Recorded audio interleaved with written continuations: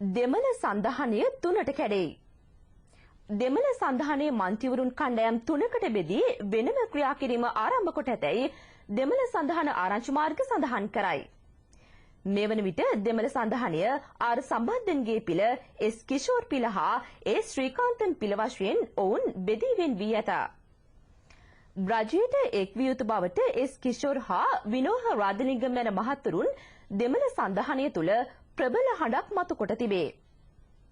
වේලුපිල්ලේ ප්‍රභාකරන්ගේ ඝාතනයට පෙර සිටම මෙම මන්ත්‍රීවරුන් රජයට එක්වීමේ යෝජනාව දෙමළ සන්ධානයට ඉදිරිපත් කොට ඇති අතර ඒ සඳහා මන්ත්‍රීවරුන් කිහිප දෙනෙකු සමග සාකච්ඡාද පවත්වා ඇතේ වාර්තා වේ.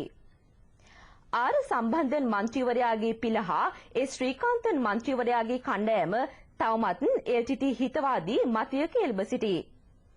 LTT සංවිධානය පරාජයට පත්වීමත් සමග දෙමළ සන්ධානයේ මන්ත්‍රීවරුන් දෙමළ ජනතාවගෙන් ඈත්වීමද වඩාත් වේගවත් වී ඇතැයි දේශපාලන විචාරකයෝ පවසති. මෙම කණ්ඩායම් ඉදිරියේදී පාර්ලිමේන්තුව තුළ වෙන වෙනම කටයුතු කිරීමේ ප්‍රවණතාවක්ද මතුව තිබේ.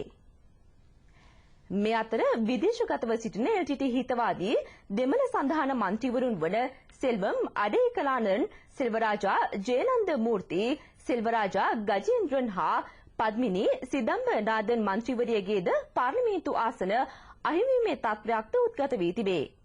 ඒ පිළිබඳ අවසන් තීරණය කතානායකවරයා විසින් අද හෙටම ගනු ඇතැයි වාර්තා වේ. ඔවුන්ට ඉදිරි මාස 3 සඳහාද නිවාඩු අනුමත කරන ලෙස දෙමළ සන්ධානයෙන් ඊයේ පාර්ලිමේන්තුවට යෝජනාවක් ඉදිරිපත් විය. ආණ්ඩුක්‍රම ව්‍යවස්ථාවටත් රටටත් එරෙහිව කටයුතු කරන මන්ත්‍රීවරුන්ට නිවාඩු ලබා දීම සම්බන්ධයෙන් ඊයේ පාර්ලිමේන්තුවේදී ආණ්ඩු පක්ෂයෙන් දැඩි විරෝධයක් පැන නැගුණේ.